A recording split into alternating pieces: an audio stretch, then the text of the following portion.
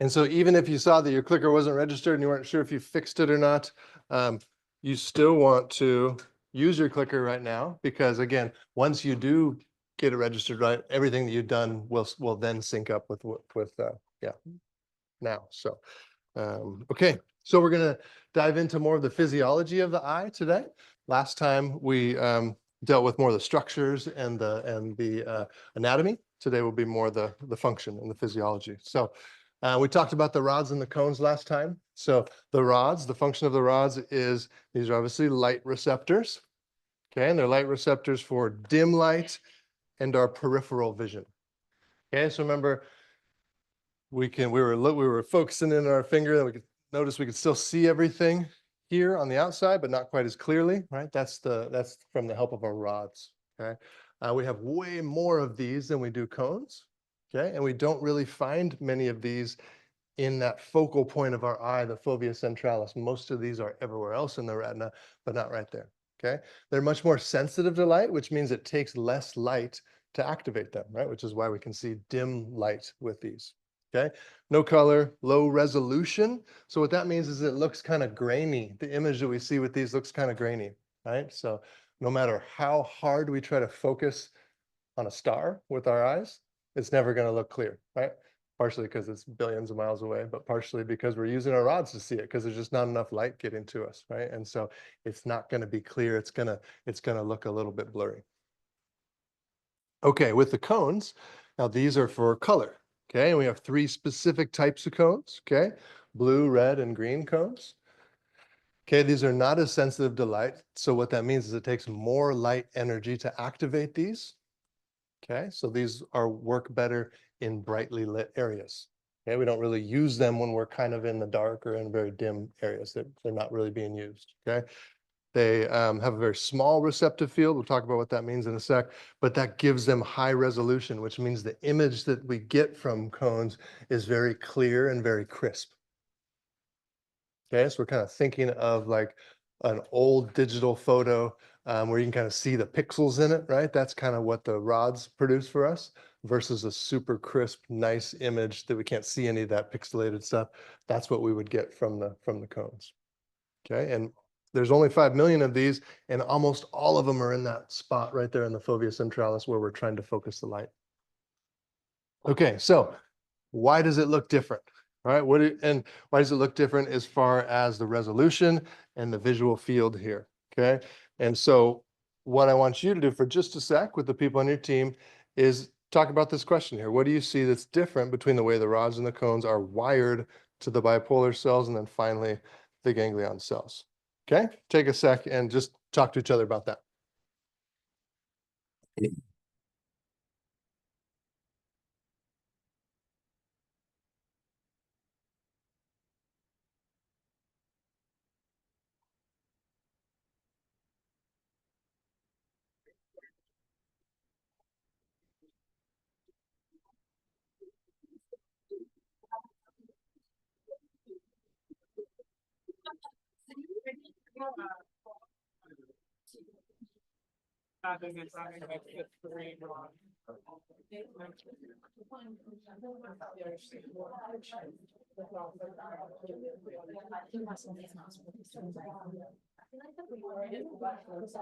All right, so what do you guys think?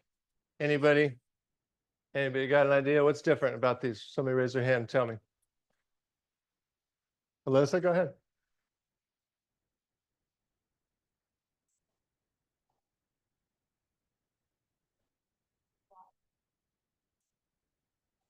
Spread out, okay.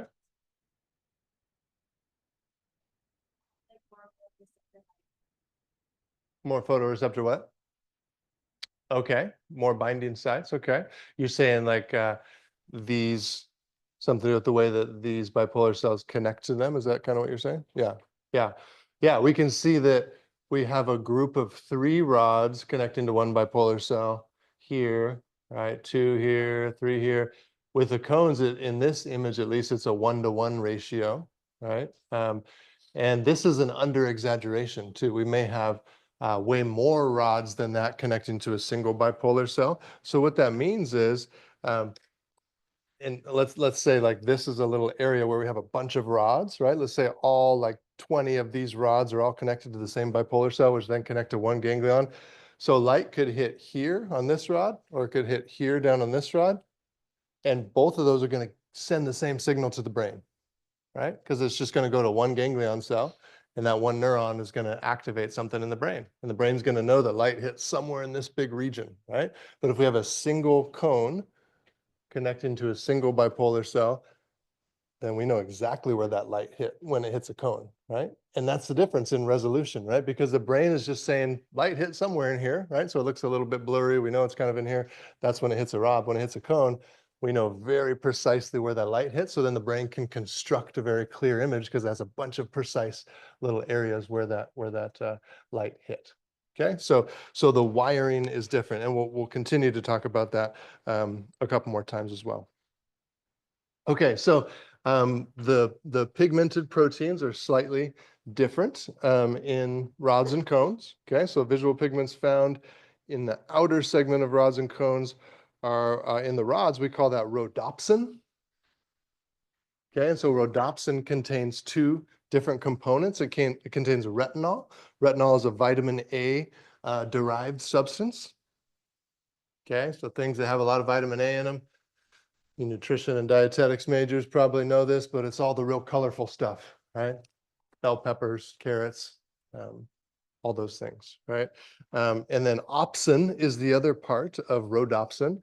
And so retinol and opsin together make rhodopsin. And opsin is like this big membrane protein that holds on to retinol. Okay, and both of these things absorb light when light comes into these.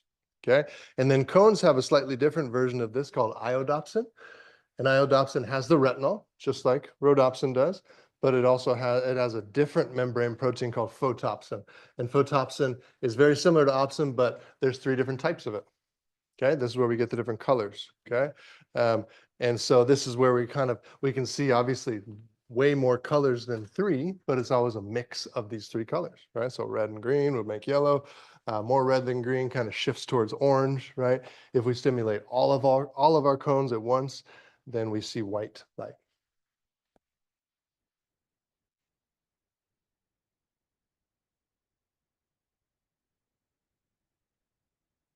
Okay. Questions on this at all? Yeah, go ahead.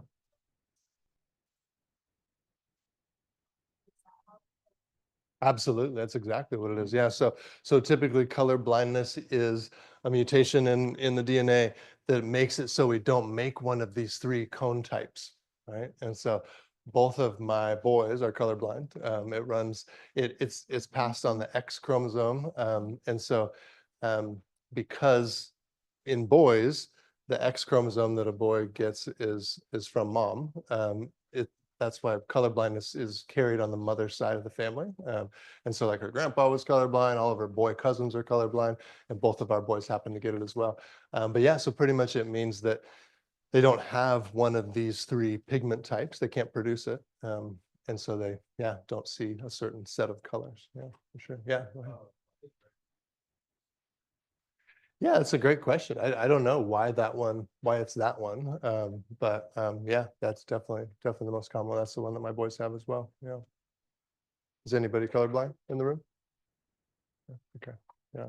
They have these cool glasses now that I guess you can put on and it's supposed to kind of fix it. You can do it with an iPhone app too. I have an app that every once in a while my boys will just be like, I can't see that. And we're like, look at that color. It's amazing. And they're like, it looks great. And so then we like pull out the app and it like filters it and shows them like, oh, that's really cool. But yeah, supposedly that's what those glasses do, but they're really expensive, I guess. So yeah, good questions. Other questions? Okay, so this is kind of what things look like here when we get a little bit closer and looking at this rhodopsin or iodopsin here. So this would be a rod right here, and we're zooming into these little discs that make up the rod, and then zooming in even further to just one of the membranes here, and that's what we're seeing here. Okay, so that big purple structure is the opsin. Okay, and then the little structure with the tail is retinol. Okay, and retinol, they both absorb light. All right, and so different, yeah, and so the way that these can get stimulated is what happens is when light is absorbed by that retinal structure, that little retinal chemical, it changes from that bent form that we see here on this slide. So you see how it has a little bend in the tail. It's called cisretinal. When it absorbs the energy from the light, it actually kind of produces this chemical reaction that straightens that tail out. And then it no longer is bound to the opsin when the tail gets straightened out. Okay. And so that turns into the transretinal. And then it gets released from opsin, and this is known as bleaching. So when that retinal comes off of the rhodopsin or off of the opsin, that's called bleaching, and that's what activates the rod to then send a signal to the bipolar cell. Okay, and so in kind of moderate strength light conditions, the retinal can come off, then it can kind of get reformed and put back on, and then if more light's hitting it, it kind of comes off again and reform and put back on. That's what the retinal cycling is, and that's what allows us to continually see images with those photoreceptors. And so this is kind of the process that happens here. We see again, we're zooming in on a rod right here. And we can see this is under dark conditions. That's what this little purple around the rod is supposed to, or blue, dark blue is supposed to show, is there's no light there. And so it's in its cis form there, right? And then this is where light hits it. Okay, so light hits it there. It changes retinal to the trans form. It straightens it out, okay?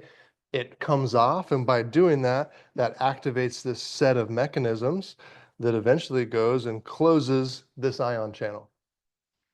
Okay, so it stops sodium influx, and that's pretty much what then going to cause it to allow the signal to be sent to the next cell.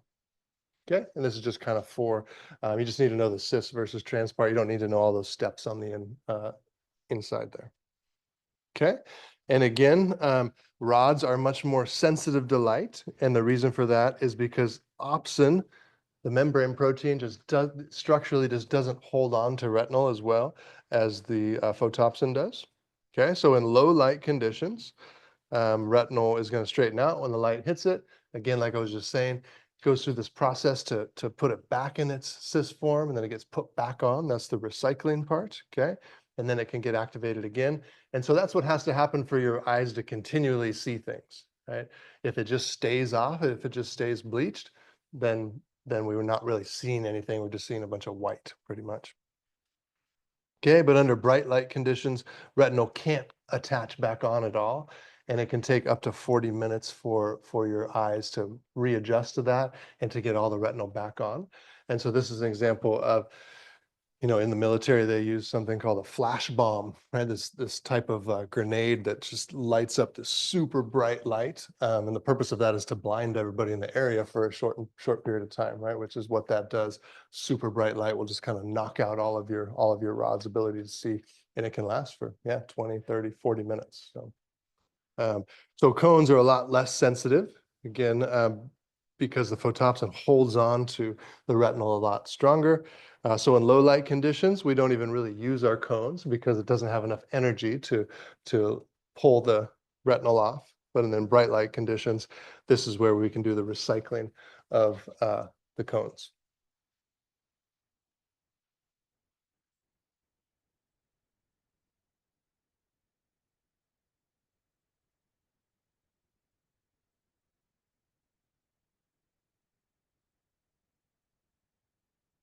And whenever you're done with that, hop over to the next slide. There's a little table for you to fill in, kind of a little recap. And then there'll be a clicker question on the slide after that. So I'll go back to the slide in a sec, but you'll fill this in, and then you'll answer this clicker question here, and chat about those with your team.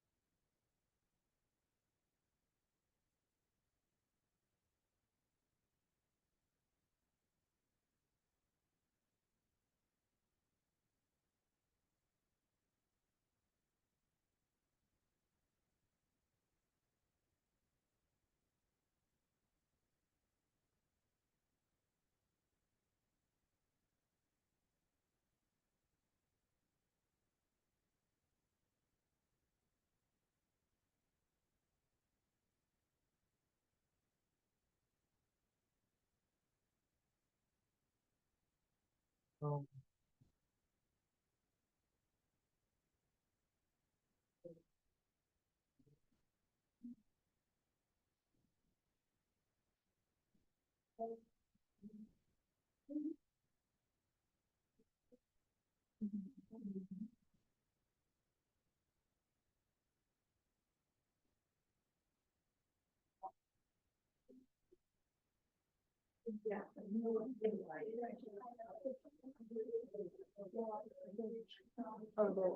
wait, no, I didn't answer that question. I need to visit with them, so. All right, so you're filling this table in, then go ahead and you can send in the answer to the question on the next slide when you're ready. Clicker question. So multiple answer question. No. Vision. Green is.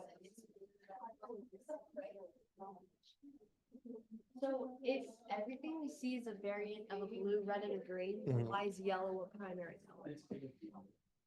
It's beyond my color knowledge. Not an artist, never been good at mixing paints, but I should it's a pick good up question. both. Whoever decided. I know. And it might be different somehow with light than it is with paints and stuff. I don't know. Okay. But yeah, I'm not sure. Yeah. I know. People always ask that. I'm like, I don't know. Not really good. Ashlyn, your partner was here first two classes. Oh. She's like, where's the other girl that's gonna be here? I'm like, yeah. She's like, I'm not gonna be here Friday. I'm like, oh, okay. Yeah.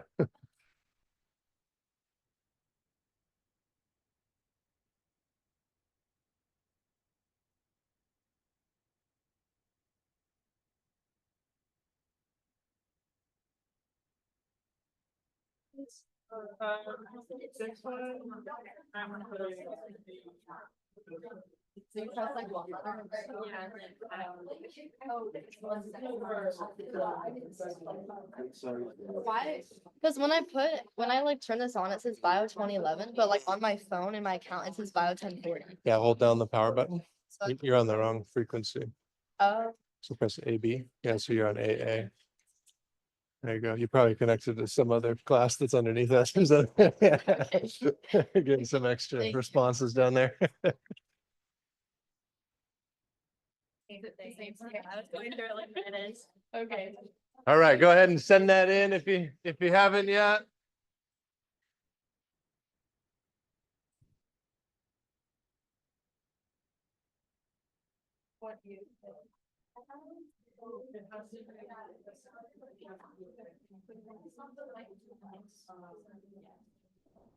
Is it so it's B and then send?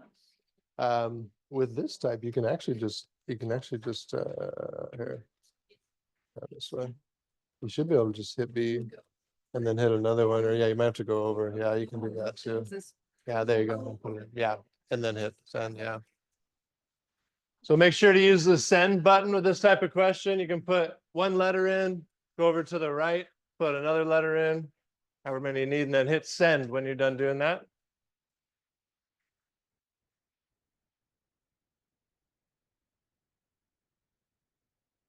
And remember, if you use your clicker for another class as well, you'll have to change the frequency back to AB for this one.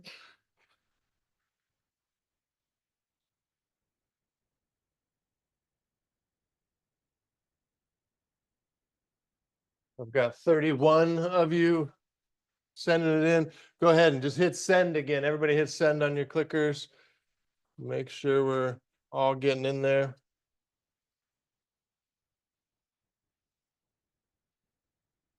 There we go, up to 36, 37, 39.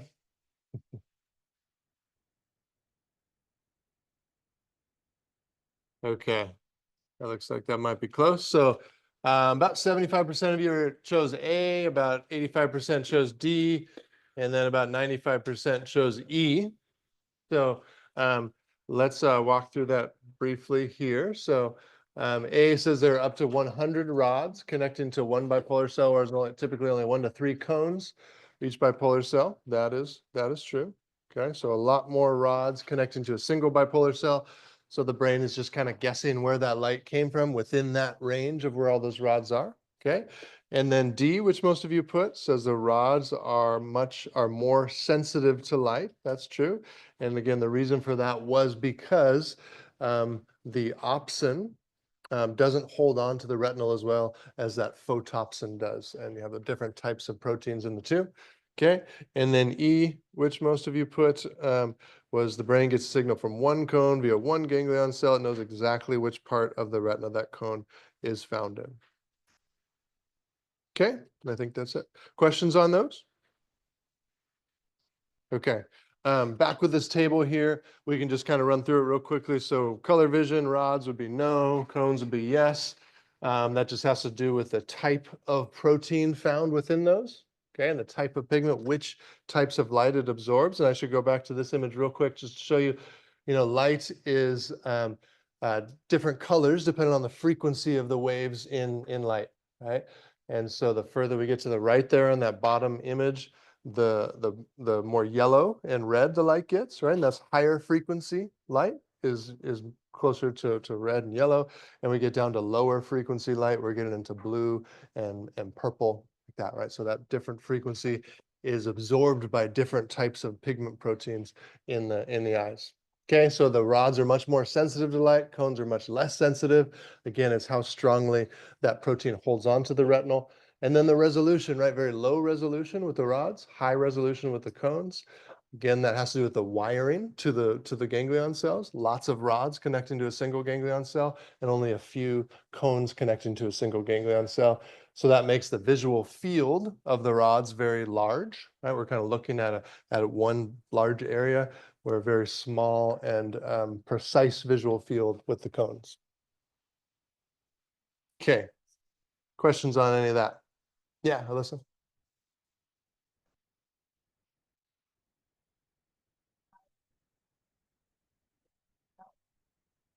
Oh, what'd you say? What kind of vision?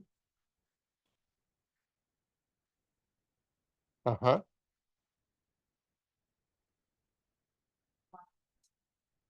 So when there's more cones connecting to a single ganglion cell, right? The brain doesn't know if it's getting the light from there or there or there, right? It's just kind of guessing within that range of where the light actually hit, right? But if we have a very specific spot right here going to one ganglion cell, then we know exactly where that light hits, so the brain can construct a very clear image for us. Other questions on that?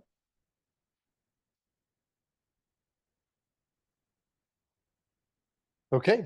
All right. Well, we're going to talk a little bit about kind of how light works, and then we'll talk about how the eye adjusts to that. Okay. So when we see something, we look at an object and see it. What we're actually seeing is the light that bounces off of that object and comes back to us, right? We're seeing the reflected light. Okay. Because we can only see light that makes it to us, right? So we don't see light that object absorbs, right? Because then it wouldn't get into our eyes if it absorbs it. It has to bounce off of it and come back to it. Okay. So if all the light of an object is reflected, then that looks white to us. Okay, because all frequencies of light are coming in, which then activates all those different cone types. Okay, and then if all the light is absorbed, that means nothing comes back to us. This is what looks black to us. Okay, the other key thing to know is that when objects are really close to us, the light that hits our eyes, the rays are diverging very strongly. Okay, so what that means is light hits an object and it bounces off in every possible direction. And so when something's close to us, we're going to get a lot of those sharply bent rays hitting our eyes. But if it's something's really far away from us, I'm looking at that tree out there, right? The stuff that with the light that was bouncing off at a sharp angle, it's not going to hit my eye, right? It's going to go way above me. I'm only going to see the light that was very parallel and going directly at me, right? So that's a key thing too. Okay, and so light is really just these packets of energy, these photons traveling in waves.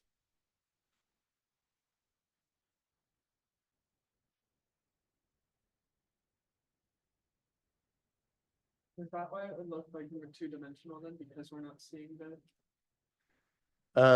It's like if I'm looking far away versus like something. Yeah, that's definitely part of it. That's a great way to think of it is yeah, the light that's kind of like maybe like wrapping around the backside of a part of the tree. That's not going to really make it to us, right? We're really just going to kind of see the light, the objects that are facing us directly, because that can make the light bounce back to us for sure. That's a great thought. Okay, so here's kind of visually what that would look like. Okay, so if we're looking at an apple here, we can see light hitting it, bouncing off in every possible direction, right? When we're nice and close to it, you can see that a lot of those light rays do make it to our eye. And so we have to have two things, well, really three things happen when our eye needs to try to focus on something, okay? Two of those have to do, one of them has to do with the pupil size, one of them has to do with the lens shape, okay? And then the eyeballs move, which we'll get to in a second. But this little diagram is showing us that little circle there in the middle is trying to represent the size of the pupil and the shape of the lens, okay? So when we have something, we're looking at an object very close, like this apple here that's close, a lot of these really sharply bent rays are going to make it to our eye, okay? But the problem is our lens doesn't have the power to focus really sharply bent rays, okay? So, and there's a lot of light coming. So our pupil we want to shrink our pupil down. So we actually block some of that really sharply bent light because our lens doesn't have the ability to focus it anyways, okay? And so the pupil shrinks with close objects, okay? So with a close object, we get constriction.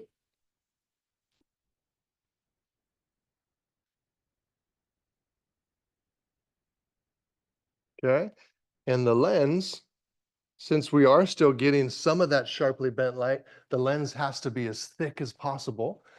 So we would say the lens is more convex, because the thicker those lenses are, the more focal power they have, right? So with a close object, we want to block some of those really sharply bent rays so the pupils constrict, and we want to be able to focus that light a lot because there is a lot of different angles we're dealing with. So the lens becomes more convex and the pupils constrict. Okay, when something's far away from us, all the really sharply bent light misses our eyes anyways, right? We're only getting a little bit of light. So we want the pupil to be as big as possible actually to catch all the light that we can. And the light that makes it to our eyes is going really straight in the first place. So we don't need a lot of focal power for that light anyways. So the lens, so we'll say with the pupil, we dilate to let in as much light as possible. And with the lens, we're going to make it less convex. So it kind of flattens out more. We take away some focal power of the lens.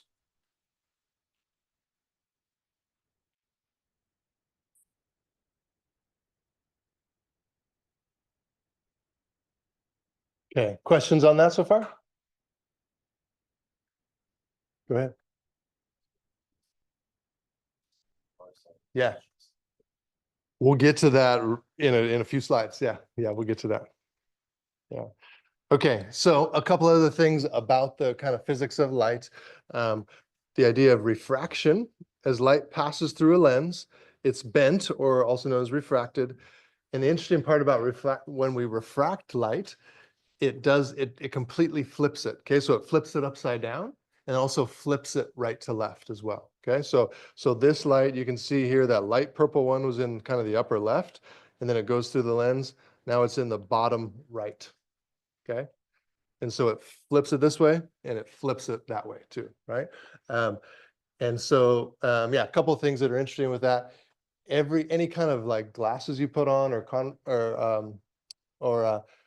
contacts you put on, they have to have an even number of lenses that it passes through, because first of all, the light goes through your cornea, and then it goes through your lens, which is three lenses. And so the light ends up upside down in your retina, but your brain flips it over. So if you put a lens on that has an odd number of lenses, then it ends up right side up on your retina, but your brain flips it over. So you literally see the world upside down. And there's glasses like that you can do just for fun. You can put them on and everything's upside down and flipped that way.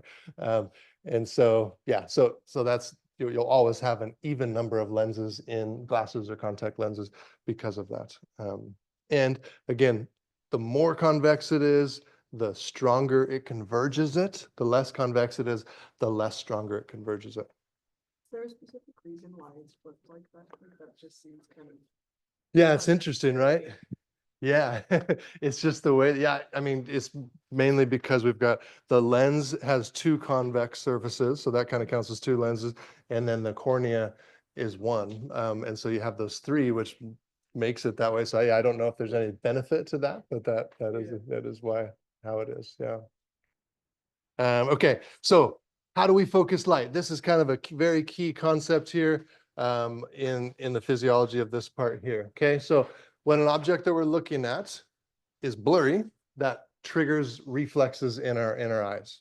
Okay, and there's really three things that have to happen for us to make that object not blur anymore. Okay, number one is our lenses accommodate, so they change size.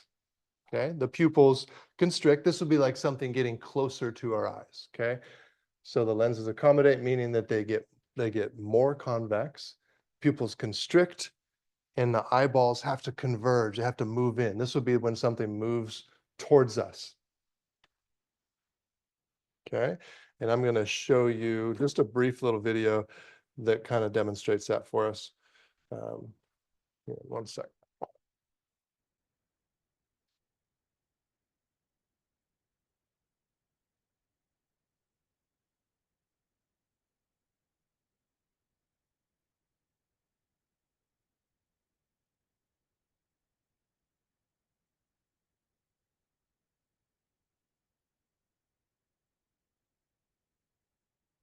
Okay, this kind of walks us through that with a rubber ducky. Convergence. Both eyes track it in a process called convergence. The size of the eyes in this example has been greatly exaggerated so that the subtle movement that takes place during convergence can be seen. Convergence of the eyes keeps the image of the object of interest centered on the fovea, the part of the retina where resolution is highest. If the eyes do not converge appropriately, diplopia, or double vision occurs. Second, the pupil must constrict to restrict the entry of light rays diverging from a near object, since diverging rays cannot be bent enough by the periphery of the lens to make them fall on the fovea. If the pupil were to remain dilated, the image would be blurred. Finally, the shape of the lens must change, increasing its refractive index so that the light rays passing through it converge on the fovea. In distance vision, the lens is pulled at its equator by the suspensory ligament so that it is relatively thin. When the muscles of the ciliary body contract, the tension on the suspensory ligament decreases, and this allows the lens to assume a rounder shape, increasing its power to bend light. As a result, the image is focused on the fovea. Combined convergence, pupillary constriction, and rounding up of the lens all function to keep an object in focus as it approaches the eye. Okay, so that kind of walks us through those three things that need to happen. Okay, let me get back on my iPad here real quick. Okay. Yeah. So, so we'll remember those three things and we'll come back to that. Just real quick about the lens, since we didn't talk about it yet, the video mentioned it, that we have these little ligaments that connect the lens to the muscle around the lens, okay? That ciliary muscle, they're called the suspensory ligaments. And so when that ciliary muscle contracts, it squeezes down, okay? So contraction allows the lens to become more convex, okay? So that's what would happen when something's getting closer to us, okay? So it contracts, it squeezes, the suspensory ligaments get loose, as you can see there, okay? And the lens is elastic. So we're relying on the lens's elasticity to elastically become more convex when we loosen up the ligaments around it, okay? So that allows the lens, but relaxation of the muscle allows the lens to become less convex there, okay? So we can see that when the muscle relaxes, it opens up and it pulls on those ligaments and it tries to flatten out that lens, okay? So again, those suspensory ligaments connect the lens to the ciliary muscle. Contraction of the ciliary muscle makes them loose. That's what we're seeing there. Relaxation of the ciliary muscle tightens up those ligaments. And again, the lens is naturally more convex, but when it's being stretched out, that kind of flattens it out.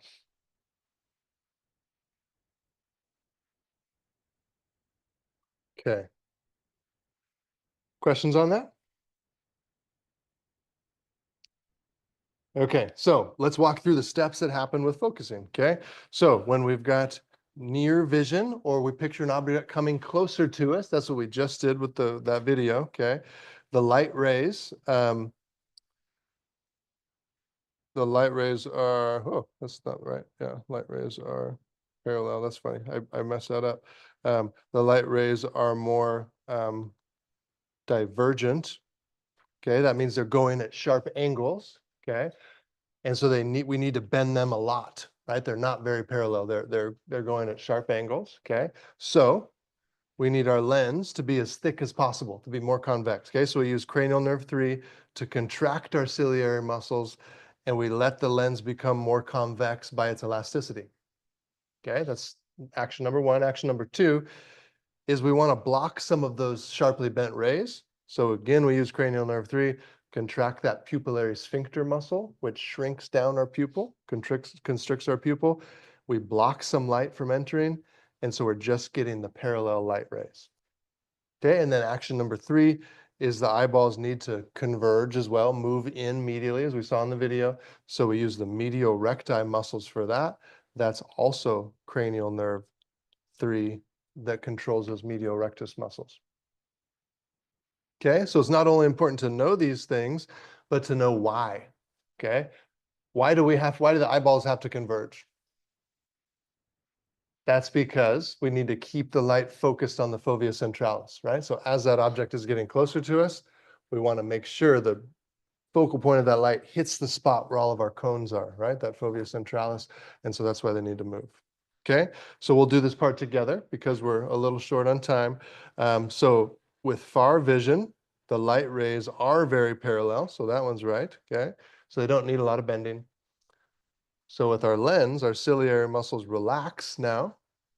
Okay, and that makes the lens flatten out. We tighten up those suspensory ligaments, pull the lens, it flattens out, so it doesn't have as much focal power. With the pupil, we dilate the pupil, and we're going to do that by relaxing or putting less activation on the oculomotor nerve, and we cause that pupillary sphincter muscle to relax, and that makes the pupil dilate. Okay, and now our eyeballs have to do the opposite. They have to diverge, right? They have to look laterally. They go laterally instead. And that's not done with cranial nerve 3. We finally have a different cranial nerve here. That's abducens, right? That's the lateral rectus muscles. Lateral recti muscles, cranial nerve 6 abducens would control that.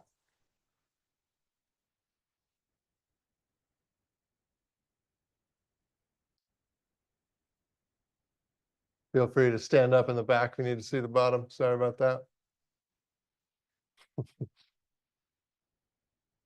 Okay. What questions do you guys have about these? I'll leave it up for a sec. Don't worry.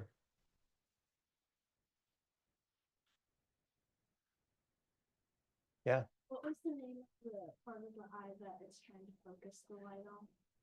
Fovea centralis. That's where all the cones are in your retina. Other questions? Okay. Good. We good here? Okay. Let me do this real quick because I can't see what's next on this, which bugs me. Try it one more time. There we go. Okay, so let's talk about some vision problems now to that nearsightedness, farsightedness. Okay, so myopia is when we can't see far away. Okay, so when you can't see far away, that is called nearsightedness. Okay, and the reason it's called nearsightedness is because the eyeball is actually too long. That's the primary cause of this. And that makes it so the focal point lands in front of the retina, like near to the retina. That's why it's called nearsightedness, because the focal point is too near. Okay. And so the way we would correct this is we need to push that focal point back so it hits the retina. And so we correct that with concave lenses that are going to push that focal point back. Okay. Hyperopia is when we can't see near. So that's farsightedness. This is when we have a short eyeball. And so the eyeball is too small. So the focal point lands behind, it would land behind the retina if it could get through it.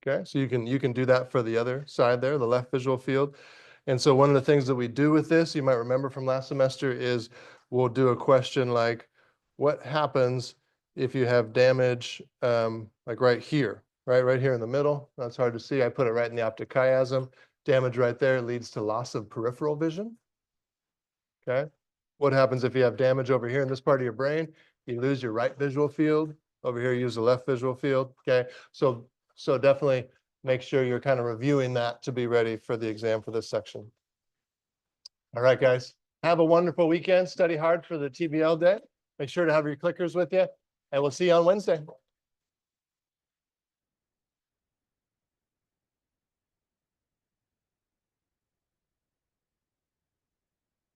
Here.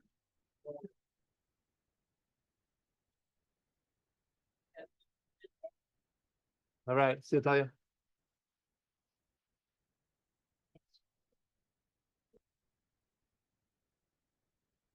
All right. Bye-bye.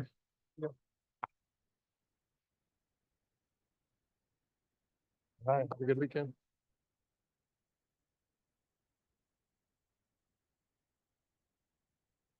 All right.